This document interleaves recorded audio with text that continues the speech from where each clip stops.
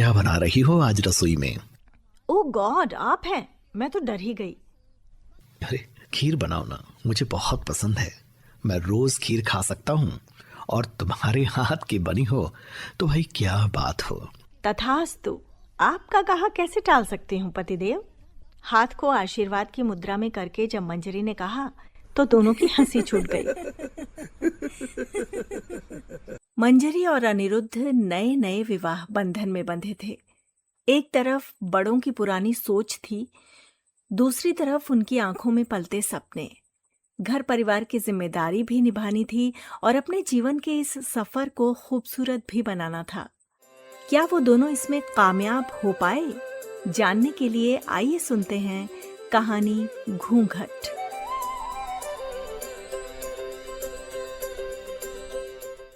आज एक ऐसी कहानी जो हकीकत भी है और किसी के दिल के बहुत करीब भी।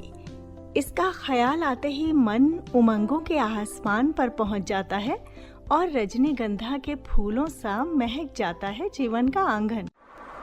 शादी के बाद मंजरी अपने पति के साथ ससुराल जा रही थी। गाड़ी पूरे गांव को चीरती हुई ससुराल पहुंच गई थी। गाड़ी एक पुरानी सी हवेली के आगे रुकी और रुकते ही चारों तरफ से गाड़ी को औरतों ने घेर लिया। मंजरी सहमी सकुचाई सी देख रही थी। गांव का अजीब सा माहौल जो पूरी तरह से अनजान था मंजरी के लिए। वो तो शहर में पली बड़ी थी, अलग से पहनावे में, स्थानीय बोली बोलती औरतें, ये सब अजीब ही था उसके लिए। अभी वो खुद को इन सब के लिए तैयार कर ही रही थी कि तभी अनिरुद्ध ने कहा, लीजिए आ गया आपका नया घर। देखो सब तुम्हारे स्वागत में आतुर खड़े हैं। हंसते हुए कहा अनिरुद्ध ने। उसका स्वभाव ऐसा ही था, बहुत कम सीरियस होता था वो, हर बात में हंसी ढूंढ ही लेता था। एक औरत ने गाड़ी का दरवाजा खोला, ढोलियों ने ढोल बजाने शुरू किए, स्त्रियां मंगल गीत गा रही थीं। मंजरी को गाड़ी से उतारा। गृह प्रवेश के लिए मंजरी और उसका पति अनिरुद्ध दोनों द्वार पर खड़े हो गए।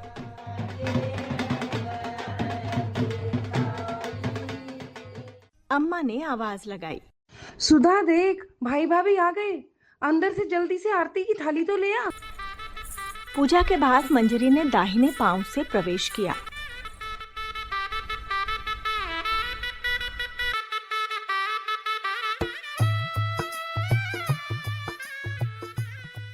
मंजरी नजरें उठाकर घर को और माहौल को देखने की कोशिश कर रही थी। उसे सब अजीब लग रहा था।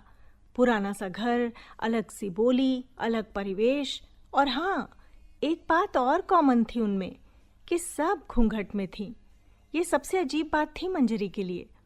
वो अभी देख ही रही थी चारों तरफ कि किसी ने आकर उसका मुंह भी घूंघट से ढक दिया। मंजरी को बहुत आश्चर्य हुआ इस हरकत पर। वो बोली कुछ नहीं, क्योंकि नया माहौल, नए लोग, लेकिन उसे कुछ समझ नहीं आया। वो सोचने लगी कि जब बाबूजी ने शादी तय की थी तब तो घूंघट की बात उठाई थी उन्होंने कि हमारी बिटिया पढ़ी लिखी है, घूंघट में नहीं रह पाएगी।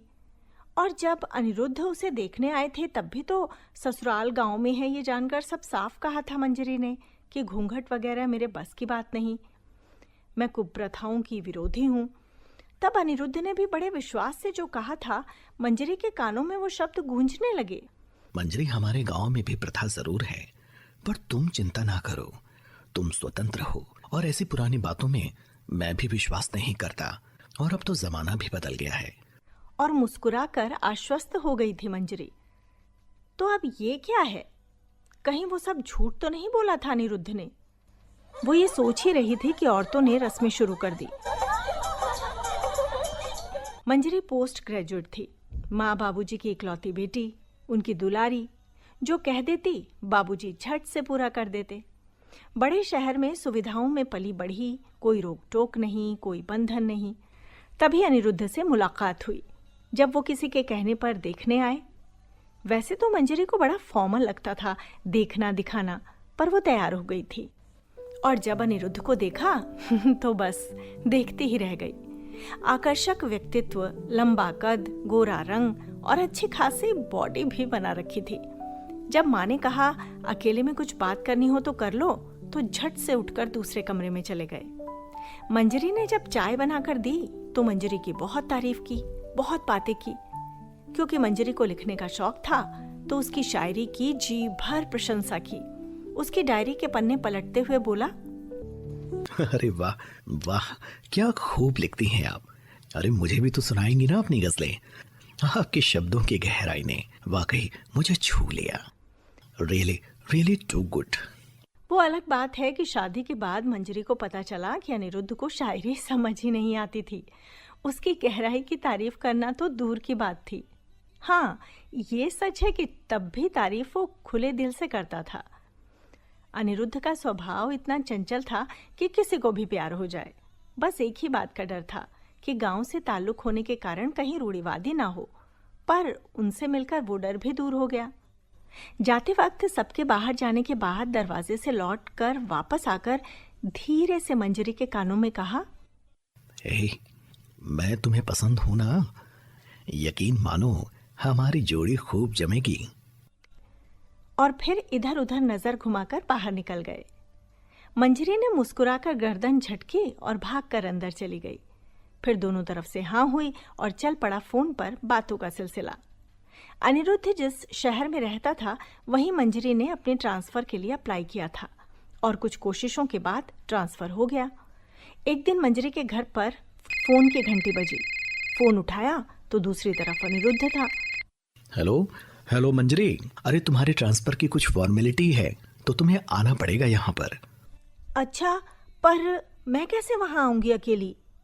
अच्छा, देखती हूँ, माँ से बात करती हूँ। हाँ ठीक है, तुम आंटी से बात कर लो। तुम्हारा एक बार यहाँ आना जरूरी है, वरना ट्रांसफर में दिक्कत हो सकती है। ओके कहकर फोन रख दिया मंजरी ने।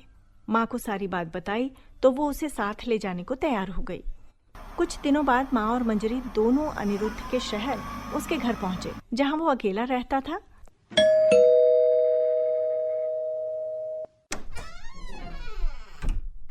अरे मंजरी, नमस्ते आंटी। अच्छा, तो ये है तुम्हारा घर? वाह, बहुत अच्छा है। पीछे से मंजरी के कंधों को पकड़ते हुए उसे देखते हुए अनिरुद्ध ने कहा, मेरा नहीं, हमारा घर, हमारे सपनों का घर। उसे खबर भी न रही कि मंजरी की माँ मुंह दबाकर हंसे जा रही थी।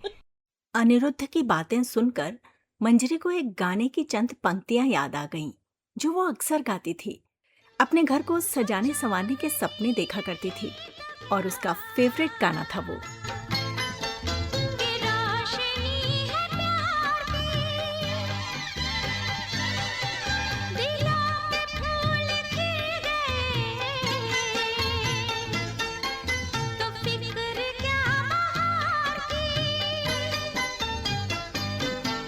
हमारे घर न आएगी कभी खुशी उधार की, हमारी राहतों का घर, हमारी चाहतों का घर।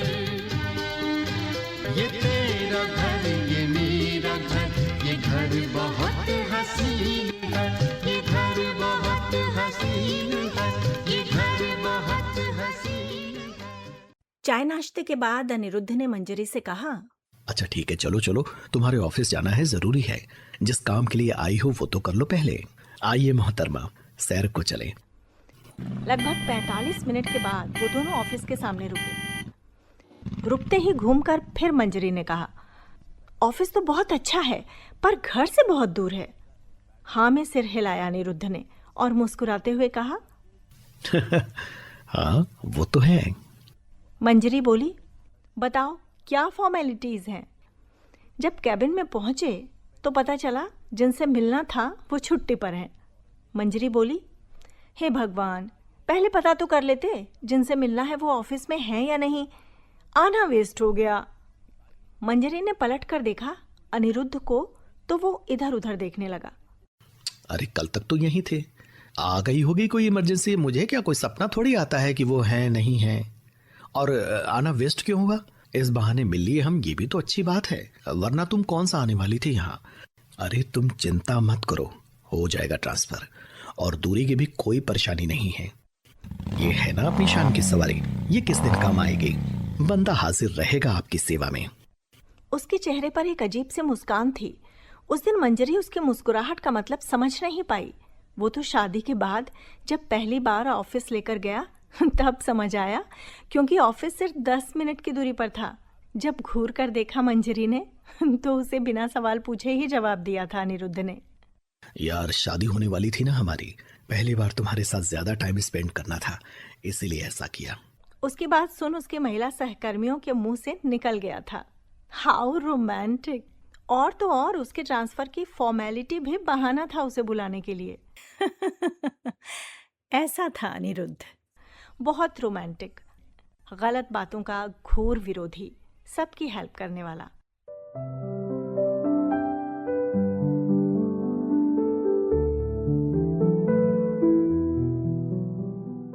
वर्तमान में लौट आई थी मंजरी की सोच।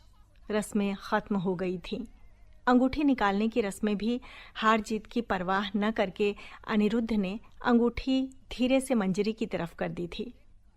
जब भाभियों ने कहा, अरे अनी ये क्या किया, तो हंसते हुए कहा अनिरुद्ध ने, अरे भाभी, प्यार में क्या हार जीत, क्या मुकाबला, रस्मी तो है, ये जीते या मैं, क्या फर्क पड़ता है। लो भाई, इसने तो थमा दी डोर बहू के हाथ में। अरे बिना लड़े ही हथियार डाल दिए इसने तो, ये भी कोई बात हुई भला। पर उसकी सोच पर मंजरी मन ही मन बहुत खुश हुई थी। गांव में कुछ दिन तो रहना था, उसके बाद तो अनिरुद्ध के साथ अपने शहर ही जाना था। पर कुछ दिन भी भारी थे मंजरी पर। दूसरे दिन सुबह दरवाजा खटखटाने की आवाज से नींद खुली तो याद आया कि वो ससुराल में है। हड़बड़ा कर उठी। कितना मुश्किल होता है एक लड़की के लिए बिल्कुल अलग माहौल में घर बार सब छोड़कर चले जाना। और वहां जिसके सहारे गई, अगर वही ना सुने, उसका ख्याल ना रखे, तो क्या दशा होगी। पर अनिरुद्ध ऐसा नहीं था। मंजरी ने आंखें मलते हुए दरवाजा खोला तो उसकी जेठानी थी। अंदर झांक कर फिर मुस्कुराकर बोली, जल्दी नीचे आ जाओ, मुंह दिखाई की रस्म है। जल्दी से नहाकर लाल रंग की जरी वाली साड़ी पहनी मंजरी ने। आधे गीले खुले बाल, माथे पे बड़ी सी बिंदी, मांग में आगे तक भरा हुआ सिंदूर उसकी सादगी को और बढ़ा रहा था। नीचे गई तो अम्मा जल्दी से उठकर आई और गज भर का घूंघट खींच दिया। बहू घूंघट तो डाल, ऐसे कहाँ मुंह खोले घर भर में घूम रही है। फिर वही घूंघट। बहुत खीज हो रही थी मंजरी को, पर मुंह दिखाई की रस्म मानकर कुछ न बोली। फिल्मों में भी देखा था उसने, शादियों में घूंघट डालते हुए। मन को समझाया और एक एक औरत ने घूंघट उठा उठा कर उसकी सुंदरता के कसी दे पड़े। वो सोच रही थी, शुक्र है भगवान ने नाक नक्श ठीक ठाक दे दिए, वरना पता नहीं ये औरतें क्या हाल करती। वहां से उठने के बाद जैसे ही मंजरी ने घूंघट उठाया, जेठानी बोली, मंजरी घूंघट डाल के रख, यहाँ परंपरा है। तभी अम्मा भी आ गई। बातें सुनकर बोली, बड़े बूढ़े की शर्म है ये घूंघट, शर्म लिहाज इसी से तो पता चलता है बहू, घूंघट डाल के ही रखना। कहकर उसने मंजरी का घूंघट खींच दिया। घूंघट के पीछे कश्मकश में पड़ी मंजरी की अजीब दुविधा थी। कहाँ तो वो अपने नए जीवन में भी पहले की तरह स्वच्छंद आकाश में उड़ने के सपने देख रही थी, और कहाँ ये पिंजरे सी जिंदगी मिली उसे। भला कुछ दिन को ही सही, उसे इस पिंजरे से बाहर निकलना था। यही सोच रही थी कि क्या करे। अनिरुद्ध से कहे कि उससे जबरदस्ती हो रही है, पर वो जाकर माँ को कहेगा और फिर बात का बतंगड़ बनते देर नहीं लगेगी। उसने सुन रखा था गांव के बारे में, कहीं किसी ने कह दिया कि कल की आई बहू ने बेटे को भी अपनी तरफ कर लिया, फिर क्या करेगी वो। कमरे में घूम घूम कर वो यही सोच रही थी। शाम हो रही थी, सूरज ढल रहा था। दूर से कहीं मोर के बोलने की आवाज आ रही थी। आज रसोई बनानी थी ससुराल में, पहली रसोई थी मंजरी की। मंजरी, क्या बना रही हो आज रसोई में? ओ गॉड, आप हैं? मैं तो डर ही गई। अरे खीर बनाओ ना, मुझे बहुत पसंद है। मैं रोज खीर खा सकता हूँ, और तुम्हारे हाथ की बनी हो तो भाई क्या बात हो। तथास्तु, आपका कहा कैसे टाल सकती हूँ पतिदेव। हाथ को आशीर्वाद की मुद्रा में करके जब मंजरी ने कहा तो दोनों की हंसी छूट गई। खीर बनाई भी और अनिरुद्ध ने जमकर खाई भी, और हर चम्मच पर तारीफों के पुल भी बांधता रहा। दूसरे कमरे में ससुर जी और अनिरुद्ध के बड़े भाई को देने के लिए ट्रे में 2 प्याली रखकर जैसे ही चली, अम्मा ने फिर घूंघट खींच दिया। हाँ, अब जा बहू, तेरे जेठ और ससुर जी हैं, उनके सामने ऐसे जाएगी क्या? भूल गई मैंने तुझे क्या समझाया था? उन्होंने तो कह दिया, पर मंजरी के आंखों के आगे अंधेरा छा गया। हाथ में ट्रे पकड़े वो सोच रही थी कि चलूं कैसे। मन ही मन क्या मुसीबत है कह के 2-4 कदम चली और फिर लड़खड़ा कर धड़ाम से नीचे गिर गई, मंजरी भी जमीन पर और खीर भी। अम्मा बोली, सत्यानाश, ये क्या किया? बहू, तुझे ठीक से चलना भी नहीं आता? अरे चोट तो नहीं लगी तुझे? हाथ पकड़कर उठाया मंजरी को। मंजरी कपड़े झाड़ते हुए बोली, अम्मा कुछ दिखाई ही नहीं दिया घूंघट में, मुझे आदत नहीं है ना, आंख के सामने कपड़ा डालकर कैसे दिखेगा रास्ता।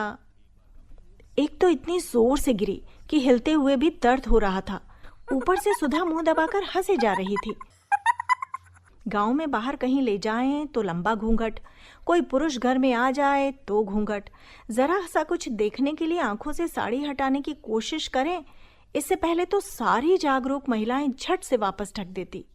अजीब मुसीबत थी। अब बड़ा मुश्किल हो रहा था मंजरी के लिए। अब तक अनिरुद्ध को कुछ पता नहीं था। घूंघट डालने और उठाने का ड्रामा अभी उसके पीछे चल रहा था। ये राज तो तब खुला जब अनिरुद्ध की दूर की बुआ और फूफा जी घर आए। मंजरी आंगन में बैठकर सब्जी काट रही थी, अम्मा बाजरा कूट रही थी। फूफा जी को देखते ही खुद भी झट से मुंह ढक लिया और मंजरी का मुंह भी साड़ी से पूरी तरह ढक दिया। मंजरी को समझ नहीं आया क्या हुआ, चाकू से उंगली कटते कटते बची। अनिरुद्ध घर पर ही थे और उन्होंने शायद अपने कमरे में से ये सब देख भी लिया था। उनके जाते ही नीचे आया और मंजरी के मुंह से घूंघट हटा दिया और बोला, अरे क्यों डाल रखा है ये घूंघट? इसके चेहरे पे कोई दाग है अम्मा? कोई गलती की है इसने? क्यों डाले घूंघट? अरे तू मुझसे सवाल करता है? तेरी दादी ने डाला, तेरी अम्मा ने डाला, मैं नहीं डाला, तो ये क्यों नहीं डालेगी भला? गांव में हमारी इज्जत का ख्याल है कि नहीं तुझे? तब तक तो घर के और लोग भी इकट्ठा हो गए थे, पिताजी, छोटी बहन, सुधा, बड़े भैया, पर वो कहाँ रुकने वाला था। देखो अम्मा, आप सबका तो पता नहीं, लेकिन मंजरी से वादा किया है मैंने कि वो घूंघट नहीं करेगी। जिसको जो कहना है वो कहे। शर्म आग की होती है, घूंघट की नहीं।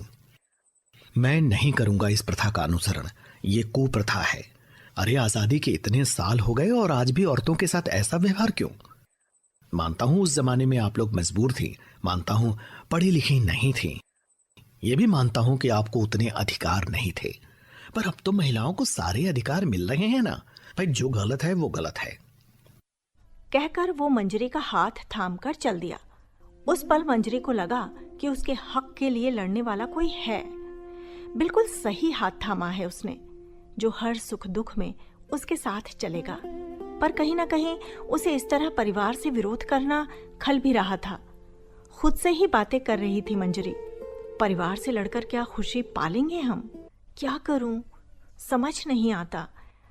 न इस चीज को अपना सकती हूँ, न विरोध कर उनको दुख पहुंचा सकती हूँ। उधर अनिरुद्ध के पिताजी को गुस्सा आया। लो, आ गया परंपराओं का विरोधी। अब ये बताएगा हमें क्या करना है क्या नहीं। 4 अक्षर पढ़ के दिए, शर्म हया सब भूल गए, मान मर्यादा सब ताक पे रख दी। कलयुग है भाई, कलयुग है। बच्चा है, समझ जाएगा। नई नई गृहस्थी है, दुनियादारी नहीं जानता। लोग टोकेंगे तो खुद ही ना अकल आ जाएगी। बहू को भी समझा दूंगी। अंदर जाकर अनिरुद्ध ने दोनों हाथ बांध लिए और गुस्सा होकर मुंह फेर लिया। मंजरी उसके सामने गई तो वो दूसरी तरफ घूम गया। अंत में उसे पकड़कर मंजरी ने कहा, क्या बात है, क्यों मुंह फुला रखा है, बताओ ना। एकदम पलटा अनिरुद्ध। क्या बताऊं, हमारी बात हुई थी ना कि तुम इस बेकार रिवाज को नहीं मानोगी, तो फिर इतने दिनों से ये सब बताया क्यों नहीं तुमने मुझे? मंजरी बड़े ध्यान से उसके चेहरे की तरफ देखकर मुस्कुरा रही थी। उसका हाथ पकड़कर बोली, मैं बस सोच रही थी कि क्या करूं, कैसे करूं कि किसी को बुरा भी ना लगे और मेरी इच्छा भी पूरी हो जाए। मैं कोई हंगामा नहीं करना चाहती थी। मुझे बुरा लग रहा है बड़ों का विरोध करना। मंजरी बोले जा रही थी और अनिरुद्ध उसकी तरफ देखे जा रहा था बिना पलक झपकाए। जब मंजरी ने उसकी आंखों के आगे हाथ हिलाया तब जैसे होश आया उसे।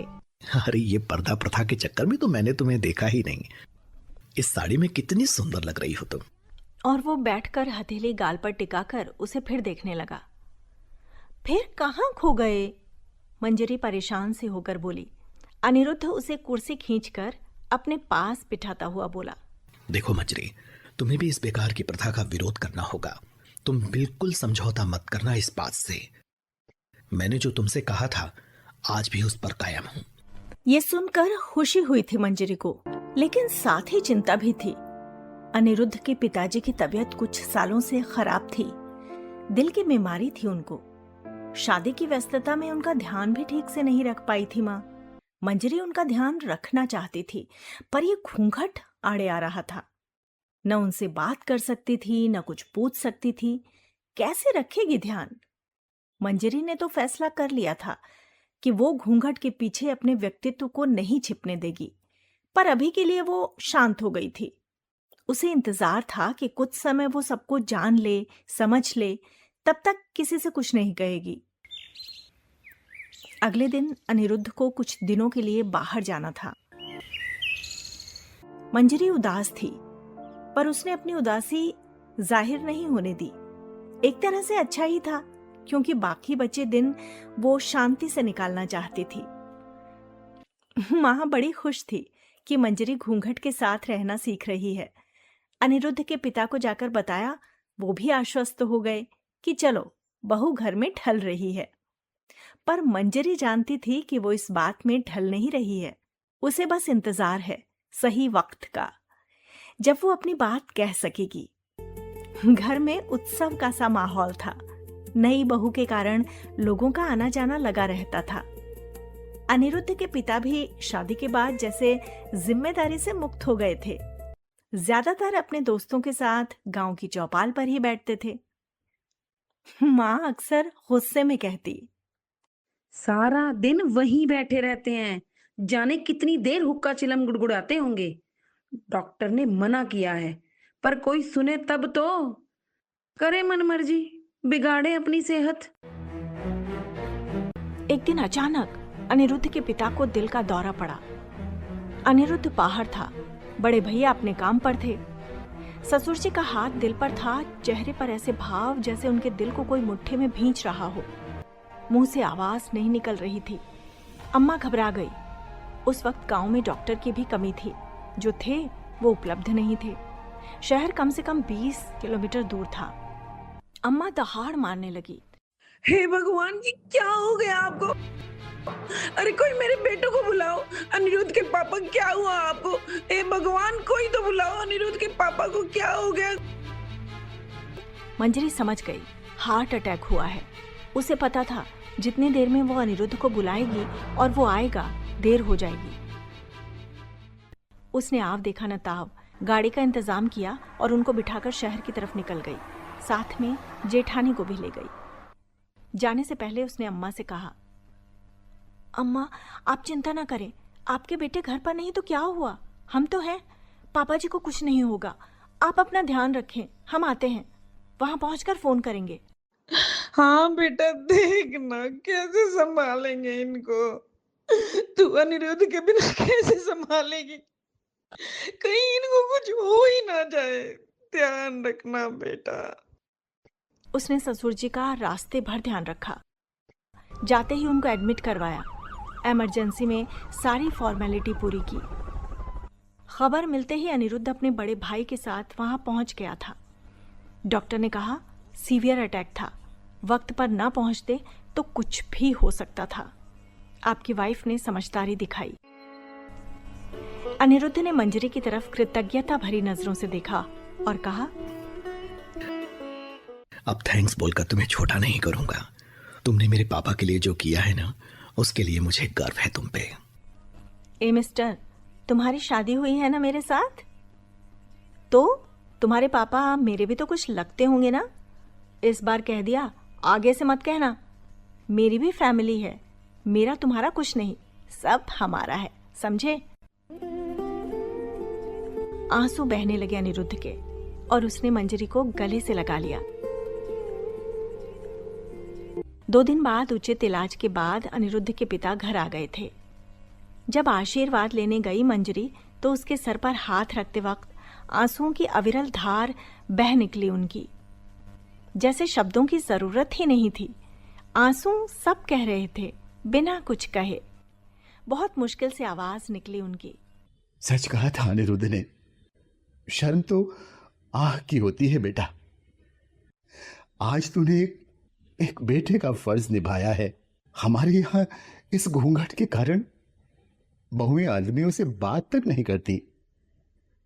अगर तू हमारी कुप्रथाओं को मानकर उनकी बेड़ियों में जकड़ी रहती तो आज मैं जिंदा न रहता। ईश्वर तुझे सुखी रखे, ईश्वर तुझे सुखी रखे। उस आशीर्वाद में कितना सुकून था, कितना अपनापन और स्नेह था, ये मंजरी ही जानती थी। सच कहते हैं अनिरुद्ध के पापा, हम ही जमाने के साथ आगे नहीं चल पाए। बेटा, मैंने इस परंपरा को आगे बढ़ाया था, आज मैं ही इसे तोड़ती हूँ। अरे जब तू हमें अपना मानकर हमारे लिए इतना कर सकती है, तो हम तेरे लिए एक परंपरा नहीं तोड़ सकते, और वो भी वो जिससे तुझे परेशानी होती हो। सास ने बहू को गले से लगा लिया। मंजरी ने अपने व्यवहार से कुछ ही दिनों में सबका दिल जीत लिया था। बहुत खुशी हो रही थी मंजरी को। वो तो खुद की आजादी के लिए संघर्ष कर रही थी, पर ये तो रिवाज ही बदल गया।